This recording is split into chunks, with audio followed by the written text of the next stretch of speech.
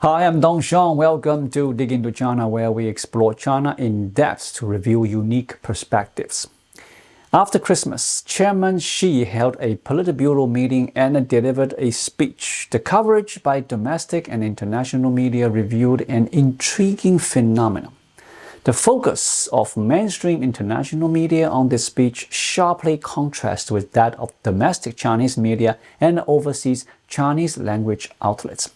This contrast highlights the profound differences between Chinese cultural perceptions of the Chinese Communist Party and those of the West. Let's begin by examining Xinhua news agency's coverage of this Politburo meeting. Both domestic media and some overseas Chinese language outlets, regardless of whether they supported or criticized it, build their narratives around Xinhua's report. So, what were the main points highlighted by Xinhua? Xinhua news agency described the meeting as follows.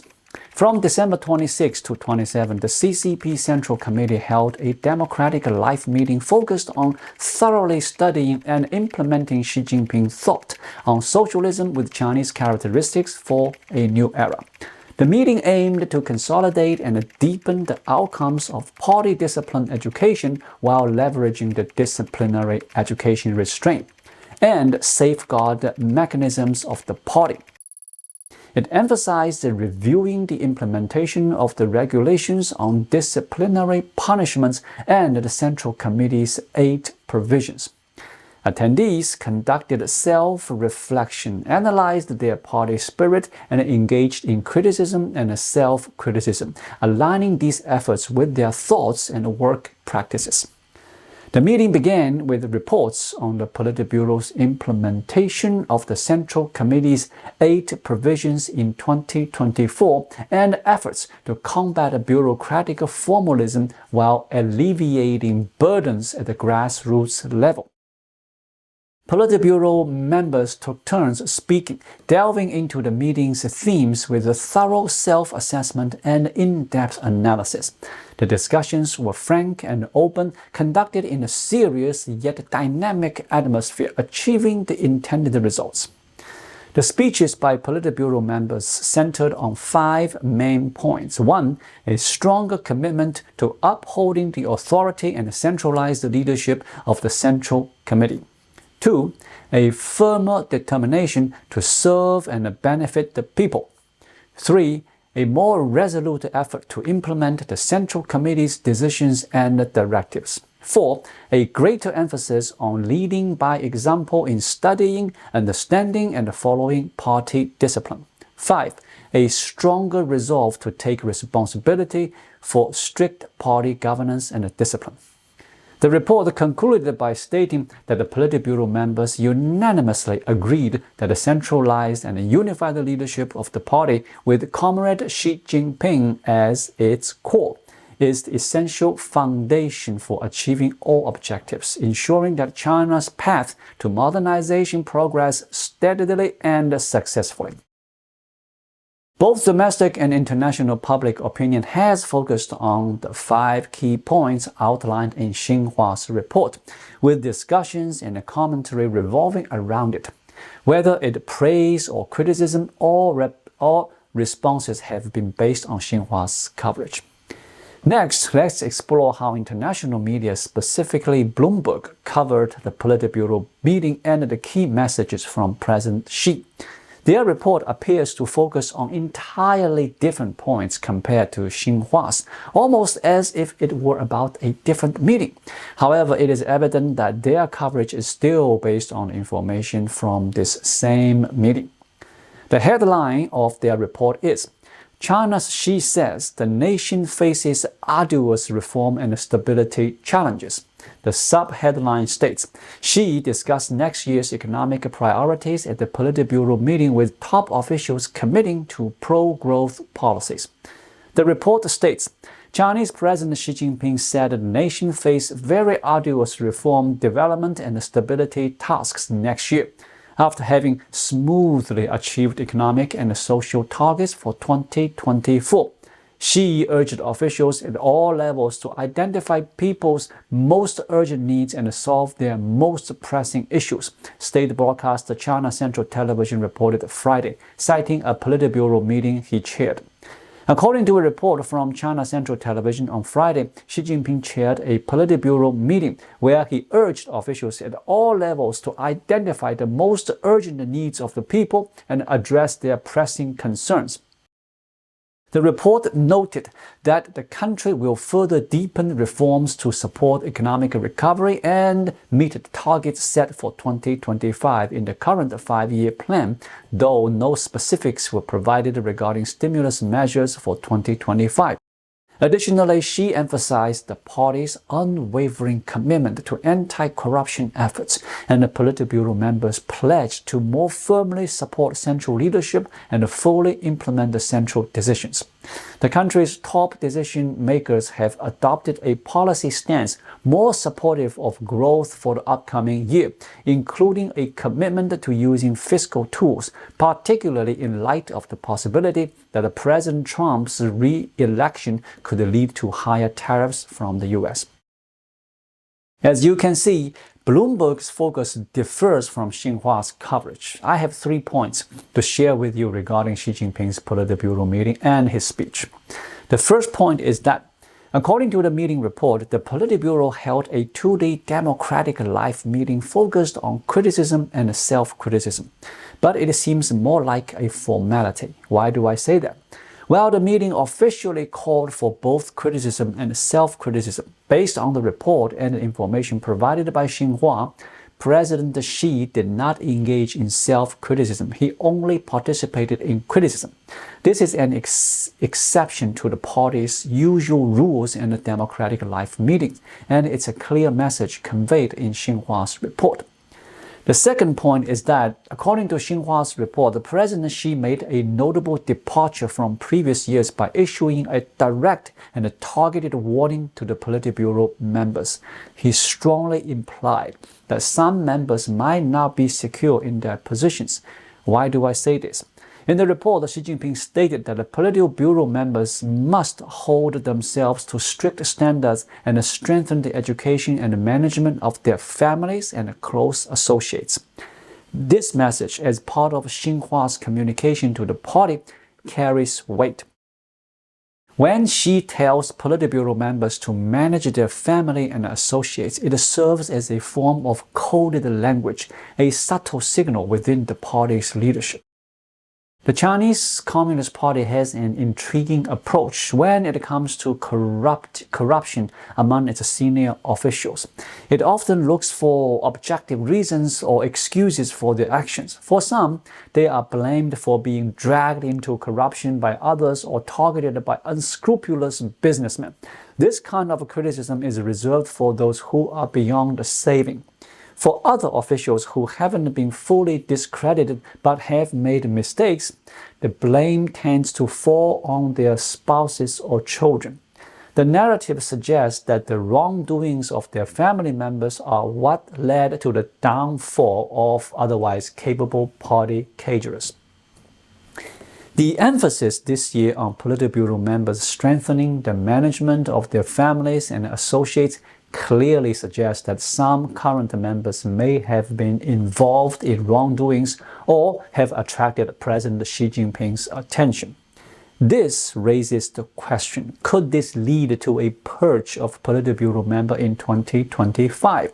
This is certainly something to keep an eye on, and the likelihood of such an outcome seems quite high. At the military level, President Xi has already removed 2 members of the Central Military Commission. In the CCP's hierarchy, the political standing of Central Military Commission members is equivalent to that of Politburo members. Therefore, Xi Jinping's directive for Politburo members to strengthen the management of their families and associates should not be seen as a mere warning or request. It signifies an escalation in the potential for purges within the CCP's top leadership. Ding Xuexiang is a key figure in Chinese politics, known for being one of President Xi Jinping's closest aides. As Xi's chief of staff, Ding plays a crucial role in managing Xi's daily schedule, coordinating with other officials and overseeing internal party matters. His influential position has made him a trusted member of Xi's inner circle, earning him significant power within the Chinese Communist Party. Recently, a political rumor has been circulating on Chinese social media claiming that Ding Xuexiang's son is now very successful and has made a fortune in China, while Ding's relatives in Shanghai are said to be immensely wealthy. While the truth of this rumor is uncertain, it reflects broader political sentiments and undercurrents within the CCP, offering a glimpse into the party's internal dynamics and the public perceptions of this leadership. Rumors like these often stem from leaks within the upper ranks of the Communist Party. The general public, however, is largely indifferent to corruption at the highest level, feeling a sense of helplessness and resignation. People are more concerned with corruption on a local level, such as cases involving village heads or mayors, rather than the actions of those in the Politburo Standing Committee. At this level, the public shows little interest. However, the recent rumor about Ding Xuexiang suggests a growing power struggle within the party's top leadership. The internal infighting, particularly surrounding figures like Ding, signals an intensifying competition for the future leadership of China. This rivalry is particularly pronounced as different factions jockey for position, vying for influence and control in the race for succession after Xi Jinping. Ahead of the 20th National Congress of the Communist Party of China, there were targeted leaks aimed at Li Chang, focusing on rumors about his daughter starting a company, collaborating with the foreigners, and making money in Shanghai. These efforts seemed designed to block his path to becoming premier, though they ultimately failed as Li Chang was appointed to the position. Now, similar tactics are being used to spread the negative rumors about Ding Xuexiang. The highly focused and detailed nature of these rumors points to a deepening power struggle within the CCP. This indicates that significant political battles could unfold in 2025, with internal infighting among party factions intensifying as they vie for influence and control over the future leadership. Adding to this, Xi Jinping's recent statement urging Politburo members to manage their family and close associates more effectively further intensifies the political drama. With all these developments, 2025 could indeed be a year to watch, as the internal power struggles and the political gossip within the CCP are likely to reach new heights. The third point is that Bloomberg has focused on Xi Jinping's speech at the Politburo meeting, attempting to extract his views on China's current economic situation. The headline, China's Xi says nation faces arduous reform stability tasks, seems to imply that Xi acknowledges the difficulties China is facing both economically and politically. However, I believe Bloomberg's interpretation is a bit of a stretch. In reality, Xi's primary focus at the Politburo meeting wasn't on economic challenges, but rather on internal party issues and consolidating political power. From the Xinhua report, it's evident that the central focus is on the loyalty of the Politburo members to Xi Jinping and the party's trust in him. Even when Xi acknowledges the difficulties China faces, his main point is not about addressing these challenges, but about reinforcing the idea that the party must rely on his leadership. He presents the difficulties as daunting, but insists that under his guidance, they are manageable. Without him, China and its people would be unable to withstand these challenges. Xi has even stated, with turbulent waves and the building on the verge of collapse, China could be doomed. But with me in charge, as long as you support my lifelong leadership, you will sail through calm waters. Therefore, I believe Bloomberg is missing the mark by looking for signs of concern in Xi's speech about China's current economic and political problems. Xi isn't worried about those issues at all. His only real concern is whether there are any opponents within the Politburo or anti-Xi factions within the party. This is his primary focus and a source of anxiety. China's economic and political policies for 2025 following the CCP's established norms are effectively set in stone once outlined by the Politburo and the Central Economic Work Conference. Once these decisions are made, they are considered final. Any adjustments hinge entirely on Xi Jinping's perspective and timing. Take 2024 as an example. Xi initially placed manufacturing investment as the top priority while relegating consumer spending to third, a clear misstep. Yet this policy was enforced throughout the year until Xi himself recognized its divergence. Only then, during the recent Central Economic Work Conference, did he shift gears, prioritizing consumption and moving manufacturing to third. Once Xi makes a decision, change should not be expected, even if global observers, experts, or even Xi himself realize it's flawed. Any adjustments will only occur when Xi deems it appropriate, if they occur at all. Sometimes these errors might simply be left unaddressed. For instance, in 2024, Xi Jinping allowed flawed policies to persist throughout the year without acknowledging or correcting them. Rather than taking responsibility or addressing the consequences, he deferred any adjustments. By 2025, instead of rectifying past errors, he simply shifted gears and introduced a new direction, effectively starting fresh without revisiting the missteps. This strategy allows him to navigate the challenges without confronting questions of accountability.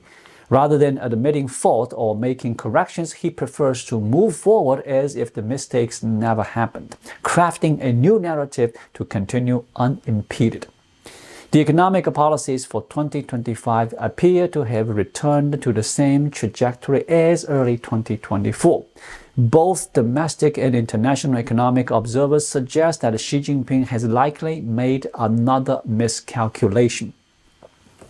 Despite acknowledging China's economic challenges and even partially admitting the risk of a deflationary crisis, Xi's chosen strategies and policy priorities seem misaligned. His focus remained on stimulating state-owned enterprises and local governments, with an emphasis on providing funding for infrastructure projects.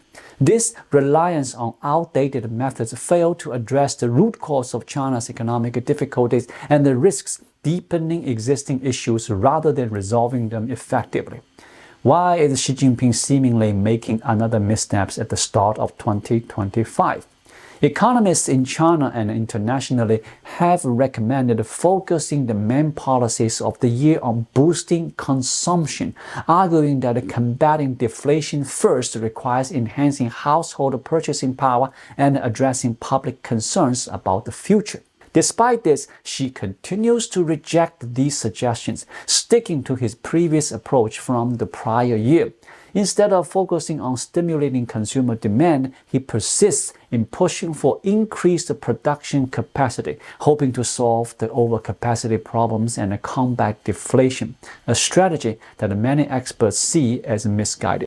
This year, Xi Jinping has returned to his previous approach. After being criticized for overexpanding manufacturing capacity, he has shifted back to stimulating infrastructure projects. Faced with financial challenges due to declining land sales, local governments are now allowed to use new bonds for their initiatives. Just 2 years ago, such bond usage was restricted, but now there is more flexibility for essential construction projects. In this context, 2024 saw mistakes, and it seems 2025 will follow the same path.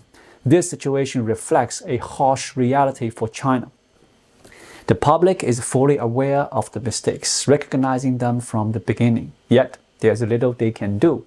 Xi remains the ultimate decision maker. Thank you so much for watching. If you find this video helpful, please like it, drop a comment below, and hit the subscribe button right here. It really helps YouTube suggest my video to others. I'll be back with more content soon. Until then, be well.